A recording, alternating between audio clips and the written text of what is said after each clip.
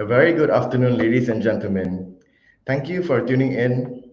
Hope you are having a pleasant day. With that, I would like to welcome everyone to our first Strata Clinic brought to you by the Excel Academy of Real Estate. In this clinic, participants will be able to consult with our experts and their doubts on any matters related to strata management. The topic for today's session is the Strata Management Tribunal. And joining us today, we have Tuan Roshan Kshatriya, former head of claims and legal section, Tribunal Perumahan dan Pengurusan Strata. Without further ado, join me at welcoming Tuan Roshan. Welcome, sir. Roger that, Mr. Naufal. Thank you very much, Mr. Naufal. All right. So it's great to be here today. In fact, we took the half day off to be here with you all today. And okay, let's begin. All right. How shall we proceed on the questions and everything? All right, we'll get to the first question. All right. The first one is, what is the purpose of the higher tribunal? Oh, okay. What is the purpose of the higher tribunal? All right. Well, this question came up during the time when we were analyzing the Strata Management Tribunal and the Housing Tribunal. So, because part of our job was to analyze the cases, and then I engaged and with the people, and especially the claimants, and in the Housing Tribunal and the Strata Tribunal as well, and it all emerged actually because of the people, the developers, the developers, the purchasers, and the residents as well. Now, we realized that there is a problem here that we see in uh, the what can I say is a structure of the tribunals, because let's say, Mr. Naufal, let me use you as an example. You file a case in the Housing Tribunal and the Strata Tribunal as well. Okay, let's take the Housing Tribunal for instance, because it's similar. And the developer will be your penentang, all right, on the other side, the respondent. So what happened is this: during the course of the trial in the tribunal, Strata Tribunal, the Housing Tribunal, all the ding dongs will happen, and then the award comes out. So in the award, let's say the developer has to pay you, say 50,000 ringgit, 50,000 ringgit. But instead of paying you following the award, 50,000 to now file within 30 days time, but he does not file. I'm sorry, he doesn't pay, but he files for judicial review of the proceedings in the tribunal. Okay, so we have an award from the tribunal, and the developer is supposed to pay you 50,000, but he does not pay you 50,000, and he files for judicial review. Now, even before we go to the High Court, now, very well, we are well informed that when you buy a house, practically some of them are using their life savings with all the legal fees and the accessories for everything. So, is there need more for you to spend more money to to get your house? You see, Mm. that's where the issue of finance comes in. So you are not stopping the matter at the tribunal, but you are allowing, because the law allows the developer to file in the High Court for judicial review. So fine, let's go to the High Court then. We file at High Court, fine. And what you have to do at the High Court, Mr. Naufal, is you have to engage a lawyer. Right. All right? You engaged a lawyer already during a sales and purchase agreement. All right? Okay. Now you're engaging another lawyer to fight your case. Ding dong, ding dong. Say you win or say you lose. Okay, just say you win lah. Say you win. All right. Developer has to pay you 50,000. But what happened is this: developer said, "Oh, there's a point of law here. You got to take it up to the Court of Appeal." So there you go again. So you go to the Court of Appeal, and there are tribunal cases who went up right up to the federal court as well. So the question is, how much is the purchaser going to spend to just sit in his house? So we saw that problem in there. And at the same time, um, you know, the some of the purchasers, instead of going all the way up to the courts to fight, They say, okay, let's do away with the Strata Award, the Tribunal Award, the Housing Tribunal Award, and we just settle it probably half or probably less than 15,000, maybe 10,000, 15,000. So this thing was not, the purchaser was at the losing end. Now, the same thing applies to the strata as well. You see, the JMB and MC, okay, they have problems getting the maintenance and everything and all that. Now, if you have people who, who want to challenge the JMBs and MC, the decisions of the awards all the while, you're going right up to the court. So, where's the money coming from? It's going to be from your maintenance account and all that. I mean, instead of the body is focusing on managing the whole strata area. We are going against the spirit of the Strata Act actually, because you have to manage everything. But here now, your whole mind is transferred and focusing on court cases. And we're not talking about one resident or two residents, maybe. You're talking about a lot of them. So instead of going all the way, there's no certainty what's going to happen at the end of the day. So that is why we suggested this is the Irish model and the English model and Indian model as well, where we have the tribunal. So we have the first tier tribunal, second tier tribunal. So the existing tribunals will be known as the first tier. Then instead we want to cut off the appeal, the judicial review here to the courts. But of course, we are not saying that the courts has no power. You don't get me wrong on that. We just want to make sure that instead of jumping to the high court straight away, you go through the second tier tribunal. So the second tier tribunal will consist of people who are actually in cadangan dia adalah untuk certain things like a high court level type of people, the qualifications, you see, and the experience. So we are still that structure. We still have to work out with the courts and everything. So whether if after the second tier tribunal, is there an appeal to the High Court, or is there a jump to the Court of Appeal only on a point of law? So that's where we got to work it out, because we cannot as well close the doors to the courts. You see, the courts have the inherent jurisdiction anyhow whatsoever, you see. So that's where we are looking at it, because we don't want to burden the purchasers and the strata dwellers. Because at the end of the day, the question is, why do we need a tribunal then if we're all going back to the courts and there's no certainty? We're all taking our cases right up to the courts.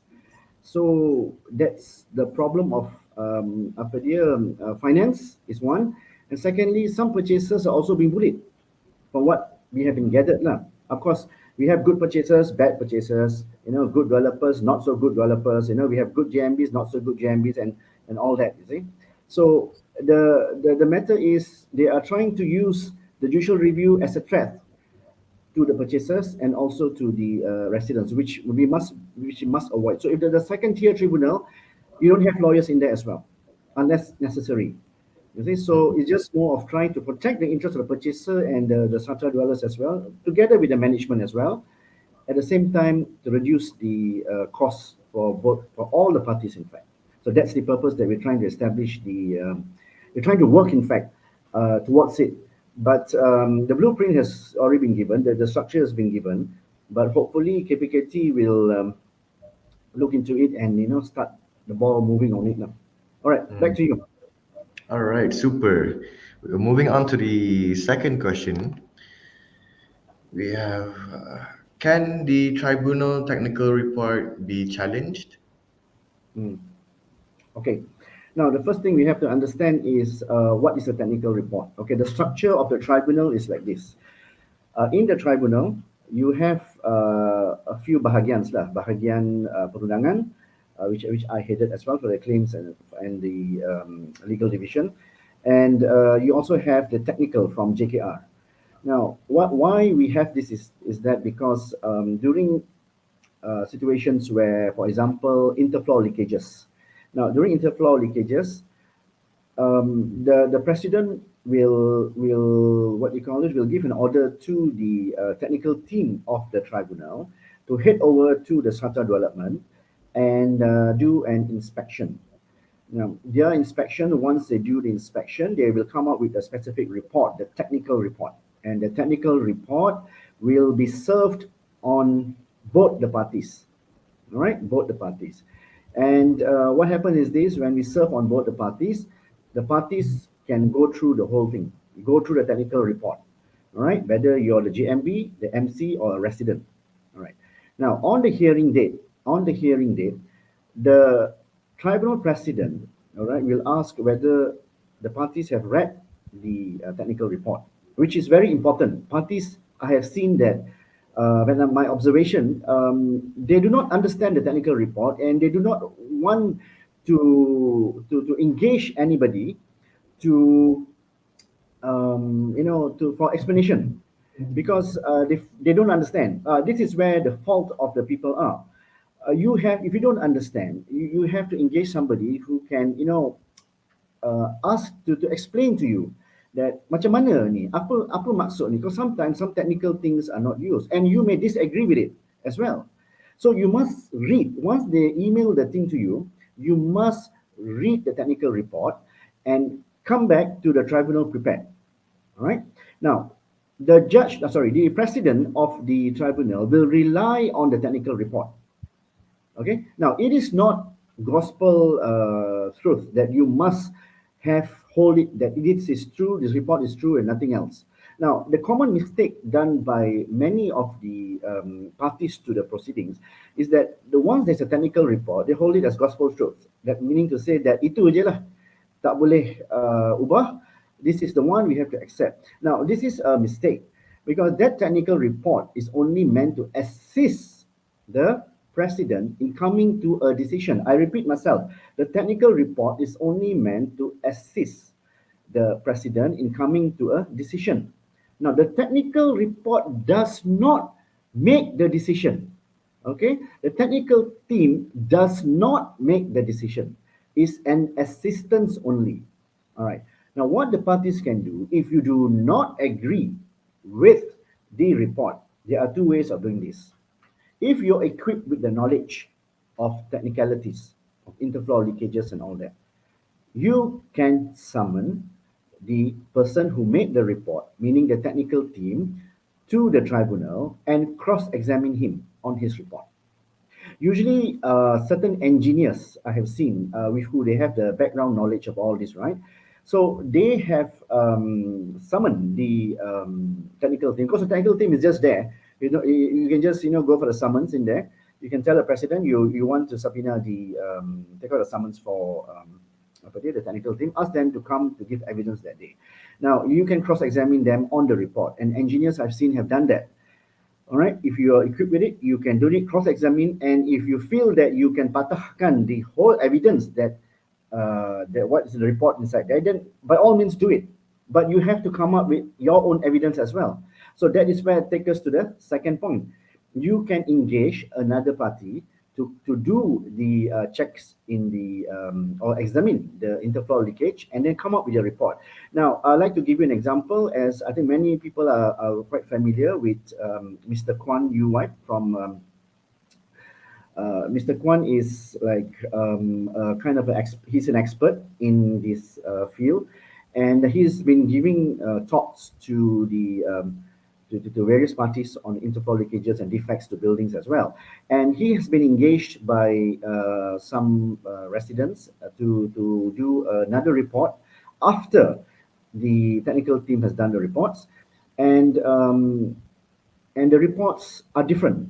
So in this case, what happened when Mr. Kwan was called as a witness as well, and he gave his stand on he gave his evidence as well and his hujahan on how the interflow leakage occurred, because sometimes reports are different because some people may have the appropriate gadgets, technical gadgets to gauge what is the where is the leakage coming from. Because sometimes the presumption in the X757 is always coming from the top.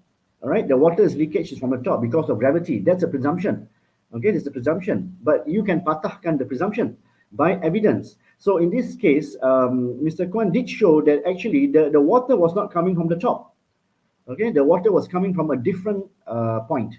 So he managed to patahkan the presumption. All right.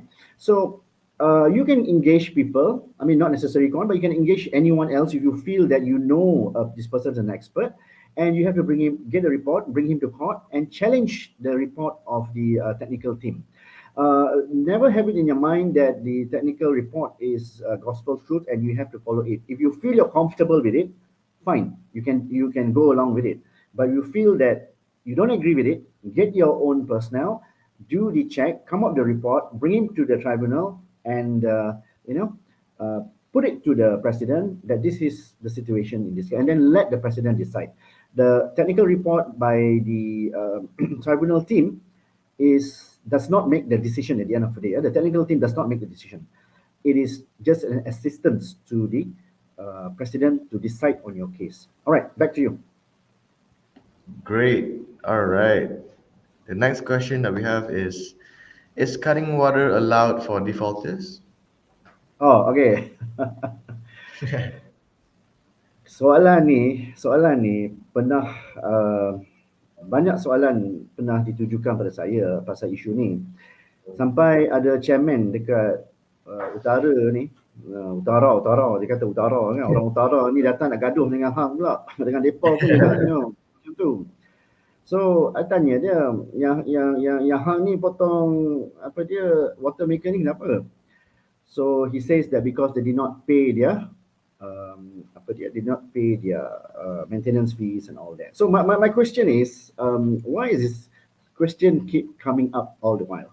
What the question comes us because people who are office bearers, the JMB and MC, basically they are not familiar with the Act 757. Now, if you are familiar with the Act 757, you will realize that what does the Act tell you when you do not, sorry, not you, sorry, but when there is a default in paying the maintenance fees. You see? Now, let's go back to the basics of this Act itself. Okay, Akta ni, all right, is Akta Pengurusan Strata 757, all right? It creates the JMB. Okay, the JMB and the MC both are a creature of the 757. Ingat tu, 757 dia ibu. Okay, without 757, you will not have the JMB and you will not have the MC. So where does the JMB get the power from? Now, the JMB gets the power from the X757. Where does the MC get the power from? From X757. Does the JMB and MC get the power besides luar daripada Akta 757? Tidak. Tanpa Akta 757, JMB would not have power. You not even exist. MC won't exist. All right, let's not talk about the old law because the old law is no longer in use, right? We're talking about 757. So whatever powers that you have, it's in the Act 757, within the four corners of the Act. So you can baca. All right, yes, many lawyers did say, yeah, but it's silent. Okay, Mr. Roshan, they say it's silent in there. So I'm advising my client to go cut the water. Yeah, great. Okay. See, 757 has stated clearly if there is a default in payment or maintenance, ada tiga recourse. Three. One. All right. What do you do is you can apply for a warrant of attachment. Warrant attachment too, that means you get from the COB a warrant, you enter the defaulter's house and then you sita barang dia. But of course, I wouldn't go too deep into that because I'm not agreeable to the warrant as well, which I'll just touch on that a bit later. Warrant, then you get his barang and then of course you have to auction the thing out and then the money you put into the maintenance. The balance, the surplus, you got to return back to the defaulter. Second option is after you, but of course this is after you have served all your borang 11 and borang 20. Okay. So the first option was get a warrant. Now the second option, or to go to court, bawa dia terus kepada mahkamah, tak perlu bawa ke tribunal. Okay, and ask him to get a judgment against him. Or third option, instead of going to court, you come to the tribunal. So there are three options here. One is the warrant. One is the warrant attachment. One is the second is the you file in court. Third, you file in the tribunal. Now, that's all it says. It does not give the power for the management to cut water. Okay, so but why you must understand the rationale. Kenapa? See, whenever they do a law, there's always a rationale behind the whole thing. All right, kenapa dia tak bagi potong air? Now, even if you look at the law itself, okay, if you look at the law itself, he doesn't say anywhere. It's not silent at all because they have given you tiga cara untuk dapatkan your tunggakan. Alright, Water, you cannot cut. We have case laws in that. And then the rationale, like I was saying earlier, was because you're living in a area. Now, I don't want to tell you the rationale. I want y'all to think, why is it that you are not given the power, JMB, you're not given the power to cut the water? All right, I want y'all to think why. Think about the rationale. Because I tell y'all nanti y'all lupa. And then y'all pergi potong air juga. Jangan. Think about it. All right. The power tak wujud. Yang wujud tu adalah di a different act, which is Shabas, for example. They have the power and authority to come and cut the water. As far as JMB MC is concerned, it's a big no. Now, management must be very careful on this, because if we were to do something which is not allowed by the Act 757, all right, katakan, you come to my house and you come to my apartment, my condo, you cut water. I would say I will summon the JMB MC. Sebab you did something illegal, ultra virus of the X757, and you have caused me inconvenience. So you must be careful. Don't do something which is beyond your powers. You can be sued. So to sum up this whole the answer, you cannot cut water. Neither can you throttle it. Okay, you can open the act and find that mana you nak kurangkan. Yes, I know the argument is, tapi bila kita tutup air tu, wah, dia orang datang bayar. Fine, dia orang datang bayar. Tapi what if you get somebody who's going to challenge you all in court? So be very cautious of that. All right. So back to you, Tuan. Awesome. All right. The next question uh, would be many months later, after the second AGM, which was on October 2020, the MO only then opened a sinking account separated from maintenance account. After the third EGM, which was on July 2021, sinking fund recorded in ledger was 450,000 ringgit, but there was only RM 220,000 ringgit Oh, left in the sinking account, while 230K is missing. The seven members of AGK for second and third AGM are the same, only three additional new AGKs. When parcel owners asked where the money is through email and WhatsApp group, the whole GMB stayed silent and neglected to reply. quite a lot of money. All right. Mm. Now let's understand the basics of the members of the tribunal. You must understand that yes, they are elected, and you'll say that they have power to run the management and everything. Tetapi jangan lupa, there is something which they also have, which is known as the fiduciary duty. All right. Now, the fiduciary duty, all right, the fiduciary duty is owed. All right, the members owe a fiduciary duty. Now, what they owe a duty to the management, the fiduciary duty to the management, and they owe a fiduciary duty as well to you all. Now, benda tu maintenance trust maintenance apa dia account, the money inside there is basically held on trust. All right, it's held on trust for all of y'all. Okay, it's held on trust. Now, have you heard the word trustee and everything, all that again? So it's held on trust. So when the members have a fiduciary duty to y'all, that means what he has to do.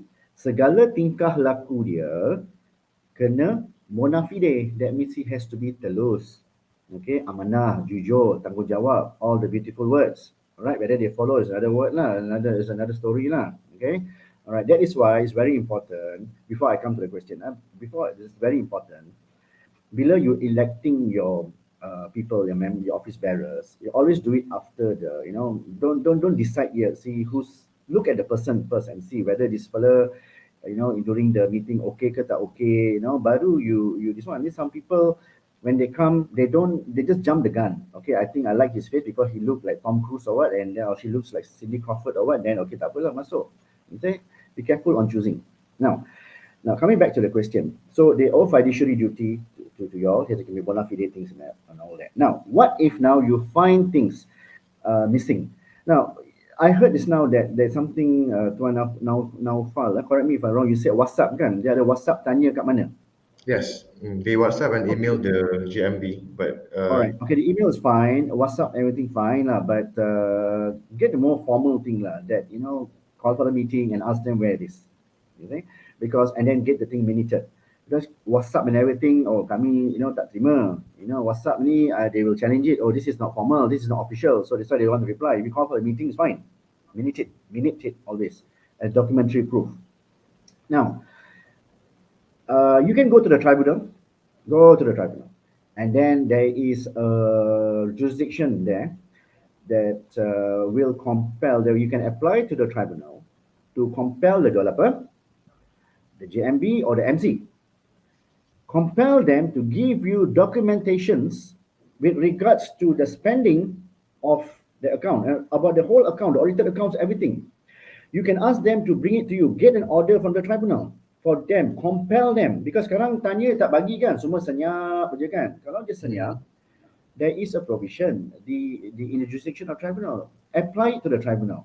Because basically, what I realize is many of the residents or many GMB MC ini, even developer themselves, they are not familiar dengan bidang kuasa of the tribunal. Okay, the jurisdiction of tribunal, you must know. That is why you see there is a WhatsApp, there is an email. Now, you don't, okay, fine, you can do that as preliminaries. But if they don't want to answer, then all means go to the tribunal, file borang satu, mengatakan bahawa we want the information from this particular management or developer or whosoever to be given in how many days. And then if he doesn't give, he's in trouble. He's being incur what? Okay, so you compel them to give the order by the tribunal. So you're not asking them simply. Asking them macam, cakap kosong je. Bila you datang tu dekat mereka tu dah lah. Okay. Kalau mereka tak nak jawab tu, hang bawa lah dia punya order tu, award ni, tunjuk kat dia. Ni. This is, you can compel, you got to give us within 30 days or within 7 days or within 14 days. What happened to the money? Okay, that is one step.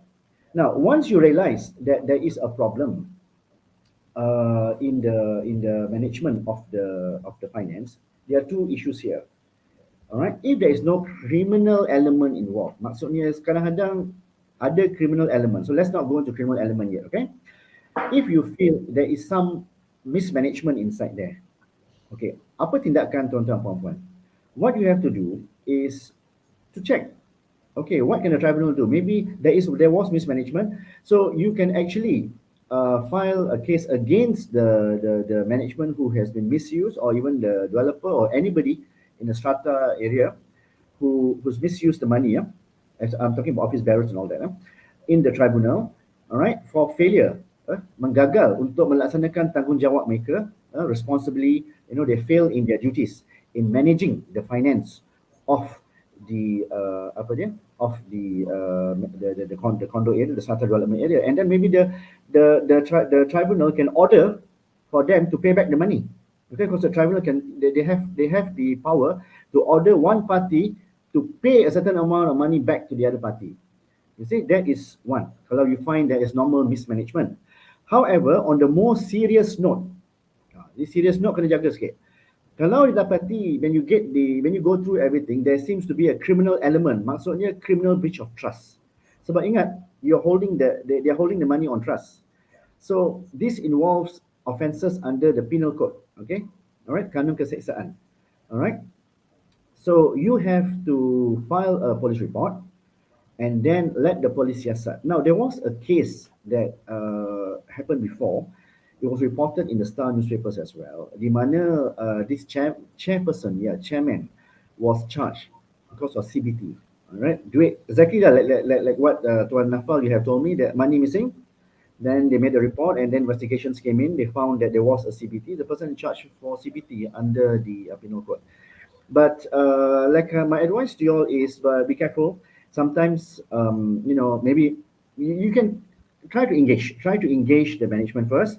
Try to have a meeting. Try to talk. Okay, if all attempts of you all to get the information fails, if they are holding back the accounts or the edited accounts or any documentation, then you can go to tribunal, get an award to compel them to give it to you, and then from there you can decide what to do, the next course of action. But ingat, kena ada keterangan lah. Alright, kena ada evidence. Alright, back to you. Super, Tuan Roshan. Next, Thanks. we have uh, the next question is, if no action is taken from defaulter, after receiving award from tribunal? What is the best or economical action for the next step rather than proceeding to register with civil court? Okay, if no action is taken from defaulter after receiving award, taken from defaulter. So maksudnya dah ada award, say Mr. Naufal ni nak bayar RM300, sian Tuan Naufal, I guna nama you today. Tuan Naufal guna dia tak bayar. So what is the action we can take now against you?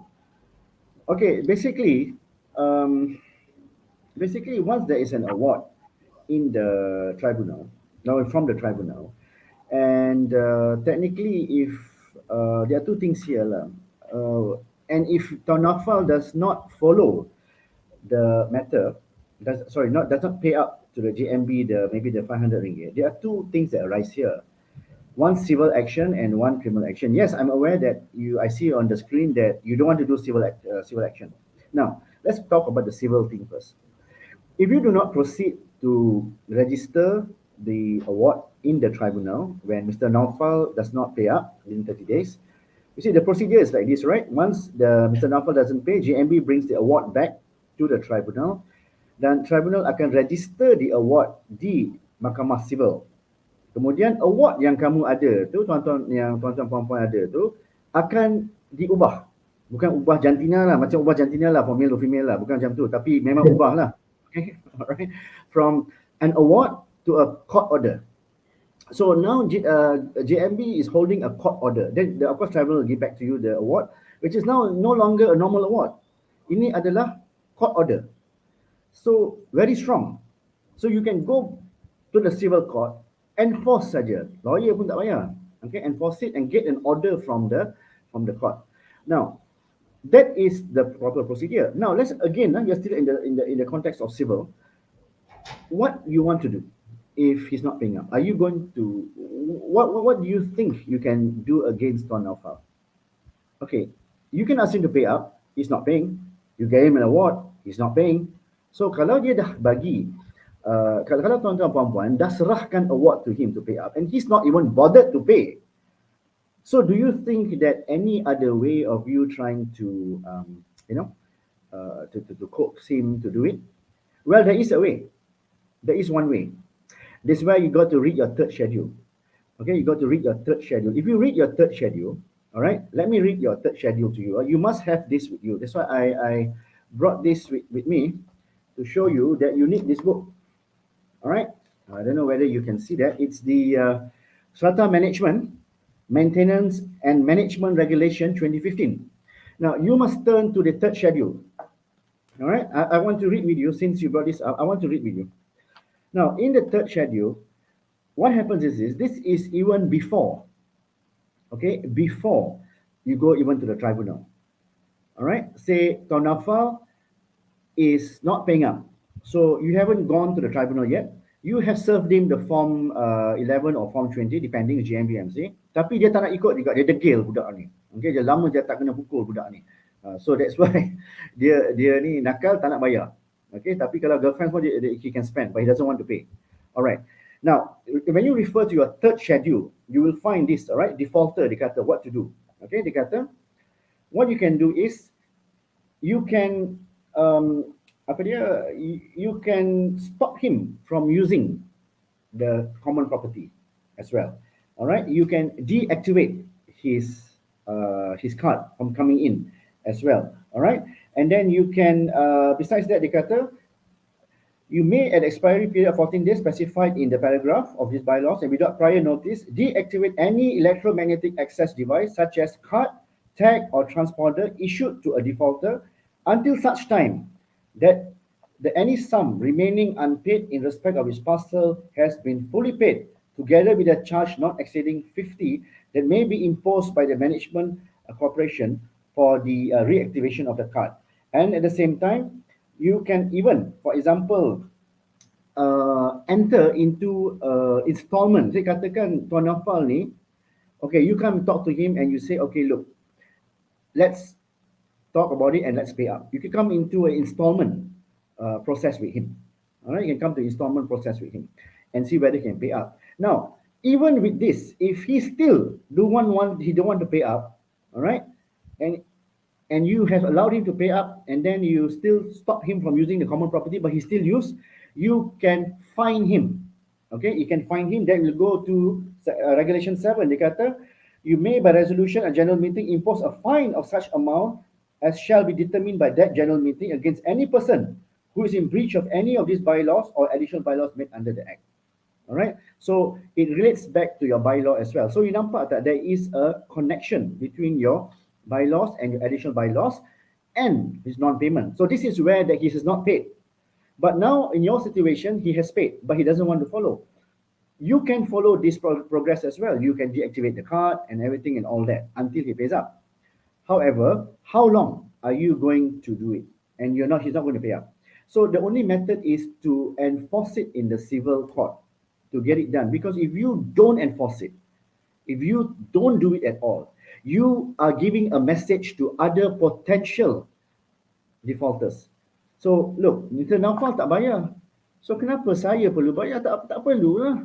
Okay, mereka tak bayar. Tu kan? Tak perlu. So, remember, when you do something, you're sending a message out to all the residents out there. If you don't do any, what do you call this, action, tak ada tindakan diambil, maksudnya, you are lemah. You are weak. You are scared. You are unprepared. And you are incapable of executing the duties of given to you and entrusted to you under Act 757. Period. The procedure is there. You have to proceed. That is one. All right. Second part is the criminal element of this matter. Now, in the criminal matter, you can approach the COB. In fact, it's a duty of COB to investigate. Now, saya memang tahu COB is full of work and they are undermanned. Memang undermanned. All right. Now, I have trained the COBs people personally in for enforcement and everything, all that. But somehow rather due to policy and everything, people are getting transferred, this and that. So all the expertise, you have to retrain them again. So I'm no longer there. So hopefully they'll start the prosecution again. So you must inform the COB to proceed. So COB will open an investigation paper. Now, this is quite serious because this is criminal. And if COB opens a criminal investigation, all right, and investigate and charge, okay, they don't sue, they charge this particular defaulter in the criminal court. Why? Because failure is a failure to respect the award of the tribunal. So when there's a criminal matter in there and the person is defaulter liable to be fined 250,000 or jail, you're going for a sentence, jail sentence. That will shake up the defaulter. But the problem is there is very little enforcement on this matter. So if the residents, the JMBs and MTs can approach the COB and urge them, all right, even urge KPKT as well. Come on, look, you have to charge these people. Only then you have the liquid fluid, the moving to take care of the whole development. You need that to be done. You need enforcement. The law is in there. The law has given. The question is, why is it not being implemented properly? Why is it that the prosecution is not done fully? You have to do it. There is no other way. Cara apa lagi selain daripada the highest that you go is prosecuting a person, you can even throw him to jail. That will deter defaulters. That will send a message out to the defaulters that, look, let's not play a fool with this. All right, we have start paying up, but it's not done. So at the end of the day, I'm sorry to say that the tribunal, the tribunal award will be a paper award. Sayang. All right, back to you. All right, so the next question is, can MC summon MO for their negligence without valid evidence? All right. Now, let me ask you a question. Dia kata, can MC summon MO for their negligence without valid evidence? Can we charge a person for murder without evidence? All right. Even rape, we need, okay, what case Rogol as well, you need DNA evidence as well. Okay, for murder, we need evidence. Maybe we got direct evidence or we got circumstantial evidence. Maksudnya bukan direct evidence, tapi all the circumstantial evidence that we take around and we put it together and it shows that, yeah, this guy did the murder. Then we got all the evidence of knives and everything. So you see, from the question, I can see that many of the rest, it's a good question that is brought up here because it shows the exposure of our residents into the various laws of the country. You see, you must understand, when you are in a strata development, or even when you buy a strata or a landed property, you must think as a developer, a contractor, and a lawyer as well. So you must read up, okay, be acquainted with the various laws, because this is how the system works. They're all interrelated. So this question shows that we are not exposed to bringing cases to court or bringing cases to the tribunal. So you must have evidence. If you want to prove negligence, then you must have sufficient evidence. Okay. So, but remember this: if you don't have evidence and you file a case in court, what happens is this: you may lose the case, and the other party will ask costs against you. You see, they ask costs against you, and maybe costs will be very high. So whatever that we do, you must have evidence and solid evidence to show. All right, we cannot have evidence like hearsay evidence. Hearsay maksud dengar cakap. Sebab ni Tuan Afan je told me, this guy ni kan, dia ni negligent, dia tak buat apa-apa.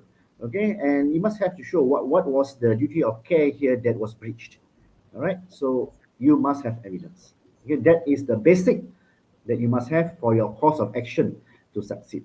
Itu je. Back to you. Cool. All right. Next question is how to deal with defaulter. All right, this one, macam I told you just now, you have three ways of doing it. One, even before you go to file to the tribunal, after you serve your borang 11 or borang 20, and then you don't, defaulter still tak nak bayar. So you can use the third schedule. You can deactivate his, the cards and everything and all that.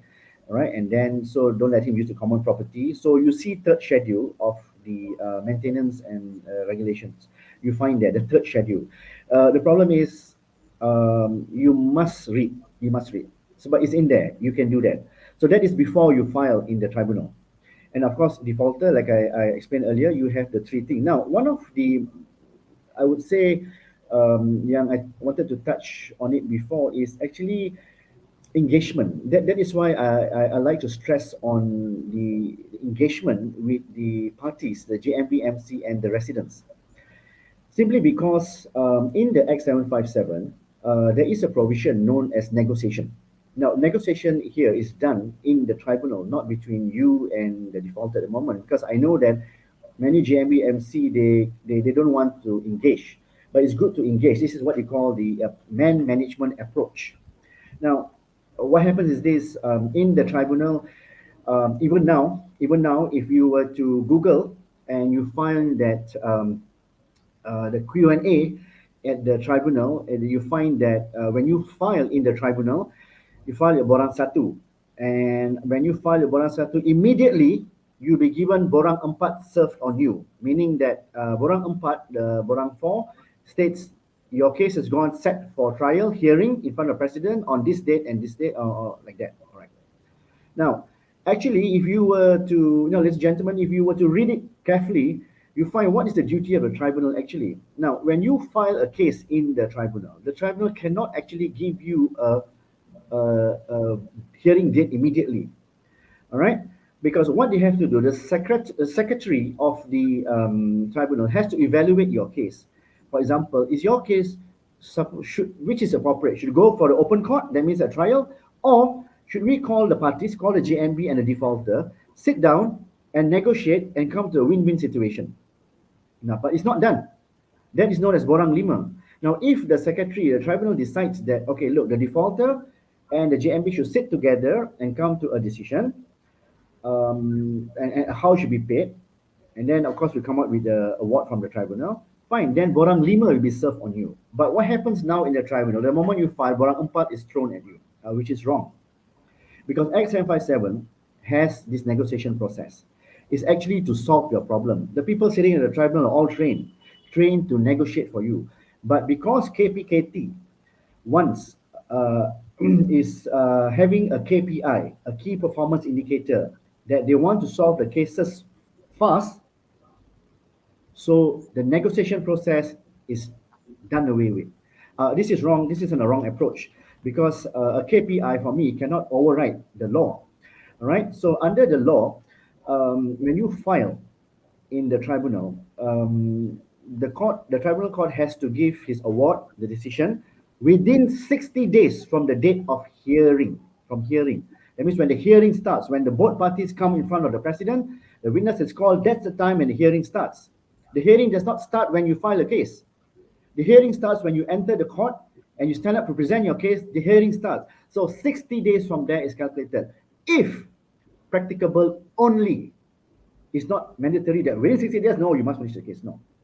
So in Strata case, there are so many things, technicalities and all that, checking here, checking there. And then you got the technical report coming in. Technical report is how many days? 60 days or something like that, that they have to give come out with technical report. So if they were to give apa dia the negotiation thing, they will run foul of their KPI one, because the KPKT has kept a KPI for disposing of the cases. That means 150 days from the date of filing. So you see this conflicts with the law now. The law says 60 days from the date of hearing, because the law says you can go for negotiation first. If you parties both fail to negotiate, then only we'll take your case and put it for hearing. And then 60 days will start from the date of hearing only. So they give ruang, ada ruang for the JMB MC sit down, look, let's ding dong, let's come to the happy family thing. Okay, you pay, okay, let me hear what's your problem. Are you having, because we have cases where people couldn't pay up because they're having cancer and everything, all that. So it was a win-win situation. JMB MC knew what's the problem with defaulter and what's happening, and defaulter knew the purpose of the payment of the maintenance for the maintenance fees and everything. So they were very happy at the end of the day. We came out with the award, they started paying. There's no problem. But because of the Kementerian Perumahan's KPI, the 150 days, you cannot have the negotiation inside, because negotiation don't know how long it'll take, and it will run foul on 150 days. All right. So because of that, they did away with the negotiation process and immediately throw you for hearing. Now, when you go for hearing, the relationship between the JMB and the MC is broken, because you find you're going on a very head-on thing, all right, that the defaulter may not want to pay the next time. That is why they're protesting. They don't want to pay. You got an award against them. You brought them to court. You dragged them to court. They don't like it. All right, this is a human factor here. So let's try next time when you file a case in the tribunal defaulter, ask for negotiation first. Borang lima dikeluarkan. Okay, borang lima. Do not let this thing just go for hearing, because at the end of the day, strata living is to be harmonious. You need that harmony intact. Filing cases, fighting in court, you break down the communication process with your resident. Bad blood comes in, and rest is history. Back to you. All right, sir. Moving on to the next question. What is the minor and major differences between JMB and MC? Sorry? Oh, sorry, what was the question again? It's what is the differences between Uh-huh. Oh, the JMB and MC? okay. Just a moment. I got something from the camp. Okay. All right. It's a good question. It's a good question as well, because they look to be the same, but actually they're not the same. All right. First thing we got to do is to understand how are they established. The establishment is different. Okay, a JMB is established. You have to call 12 months after the VP is given. You got to call the AGM, and then you got to elect the members and everything. So JMB is given. Now the MC, of course, is open. Is what do you call this? Is created when you open the Strata register, and of course you have all the 25% what do you call this, aggregate shares and all that thing. Then you open it, but basically the 25% thing, 25% thing is actually only work when you have 25% aggregate and all that, and you call the AGM, and then you elect your management committee lah. So that's where that's time the MC only actually run. So the basic difference between the JMB and the MC is that the establishment, that's a very basic one, the establishment. All right.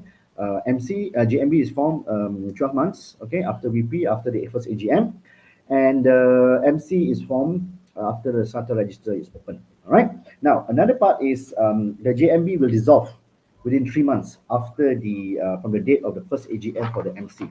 All right.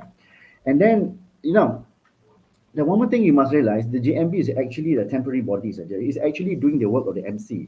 So that is why they don't give the full power to MC. There's a difference in their power as well. For example, the JMB, you cannot enter into contracts more than 12 months. Okay, but the MC can. But of course, that opens to abuse as well. All right.